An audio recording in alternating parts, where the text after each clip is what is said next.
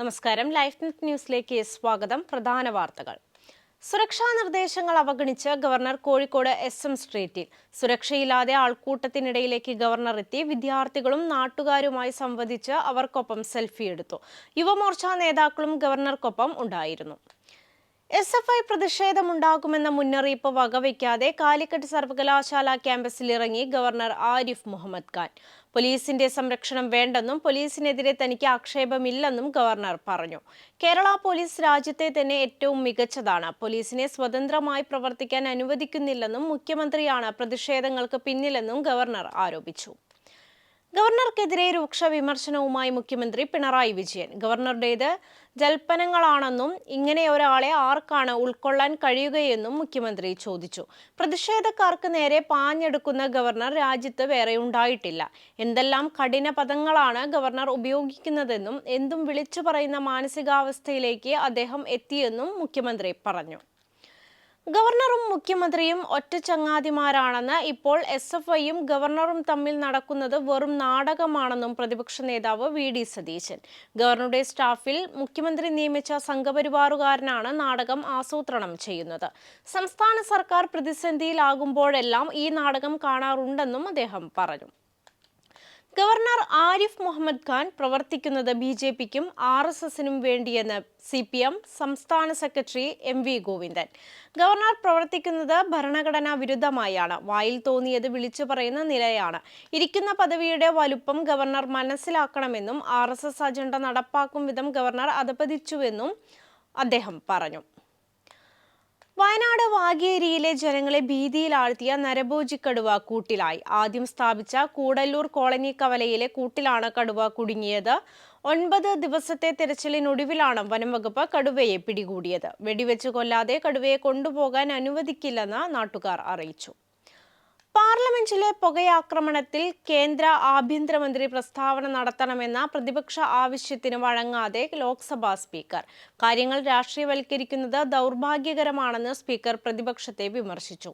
പ്രതിഷേധത്തിൽ മുങ്ങി ഇരുസഭകളും തടസ്സപ്പെട്ടു. MPമാരുടെ സസ്പെൻഷൻ പിൻവലിക്കണമെന്ന് അഭ്യർത്ഥിച്ച് കോൺഗ്രസ് ലോക്സഭാ കക്ഷി നേതാവ് അധിർ രഞ്ജൻ ചൌധരി സ്പീക്കർക്ക് കത്ത് നൽകി. കേരളത്തിലെ സർവകലാശാലകളിൽ സ്ഥിരം VC നിയമനത്തിന് കാലതാമസം നേരിടുന്നതിനെ വിമർശിച്ച് ഹൈക്കോടതി. സ്ഥിരം VC നിയമനത്തിന് നടപടി ആവശ്യപ്പെട്ട് യൂണിവേഴ്സിറ്റി കോളേജ് മുൻ പ്രൊഫസറും സാമ്പത്തിക വിദഗ്ധയുമായ മേരി ജോർജ് നൽകിയ ഹർജിയിലാണ് പരാമർശം. VC സെർച്ച് കമ്മിറ്റിയിലേക്ക് സർക്കാർ പ്രതിനിധികളെ നിർദ്ദേശിക്കുന്നില്ലെന്നും ഇതാണ് കാലതാമസം ഉണ്ടാകുന്നതെന്നും ഹർജിക്കാരി അറിയിച്ചു. സംസ്ഥാനത്ത് ഇന്നലെ 227 പേർക്ക് കോവിഡ് സ്ഥിരീകരിച്ചു. ഇതോടെ 1634 പേർ രോഗം ബാധിച്ച് ചികിത്സയിലാണ്. ഒരു മരണവും സ്ഥിരീകരിച്ചു. ഇതോടെ ഈ മാസം കേരളത്തിൽ കോവിഡ് ബാധിച്ച് മരിച്ചവരുടെ എണ്ണം 10 ആയി. 1.5 മാസത്തിനിടെ സംസ്ഥാനത്ത് 1600-ലധികം പേർക്ക് രോഗം വന്നിട്ടുണ്ടെന്ന് ആരോഗ്യമന്ത്രി വീണ ജോർജ്. മരിച്ച 10 പേർക്ക് കോവിഡ് രോഗബാധ സ്ഥിരീകരിച്ചു. എന്നാൽ ഇവരിൽ ഭൂരിഭാഗം പേർക്കും മറ്റു ഗുരുതര അസുഖങ്ങൾ ഉണ്ടായിരുന്നു. പുതിയ കോവിഡ് ഉപവകഭേദം ആദ്യം കണ്ടെത്തിയത് കേരളത്തിലാണെന്നത് സംസ്ഥാന ആരോഗ്യ സംവിധാനങ്ങളുടെ മികവ് കൊണ്ടാണെന്നും മന്ത്രി പറഞ്ഞു. കോവിഡ് വ്യാപനത്തിൽ കേരളം രാജ്യത്ത് 1-ാം സ്ഥാനത്തെത്തിയിട്ടും സർക്കാർ ഒന്നും ചെയ്യാതെ നവകേരള സദസ്സ് തീരാൻ കാത്തിരിക്കുകയാണെന്ന് പ്രതിപക്ഷ നേതാവ് VD സതീശൻ. സംസ്ഥാനത്ത് കോവിഡ് വ്യാപനം രൂക്ഷമായിക്കൊണ്ടിരിക്കുകയാണ്. എന്നിട്ടും ഇത് സംബന്ധിച്ച് സർക്കാർ ഇതുവരെ വ്യക്തമായി ഒന്നും പറഞ്ഞിട്ടില്ലെന്നും അദ്ദേഹം പറഞ്ഞു. ലോക്സഭാ തെരഞ്ഞെടുപ്പിന് മുന്നോടിയായി ധനശേഖരണത്തിനായി കോൺഗ്രസ് നടത്തുന്ന ക്രൗഡ് ഫണ്ടിങ്ങിന് തുടക്കമായി. കോൺഗ്രസ് അധ്യക്ഷൻ മല്ലികാർജുൻ ഖാർഗെ ക്യാമ്പയിൻ ഉദ്ഘാടനം ചെയ്തു. 1.38 ലക്ഷം രൂപ ഖാർഗെ സംഭാവന നൽകി. രാജ്യത്തിനായി സംഭാവന ചെയ്യുക എന്ന പേരിലാണ് പരിപാടി. പാർട്ടിയുടെ 138 വർഷത്തെ ചരിത്രം കണക്കിലെടുത്ത് 138 രൂപയുടെ ഗുണിതങ്ങളായാണ് സംഭാവന സ്വീകരിക്കുക.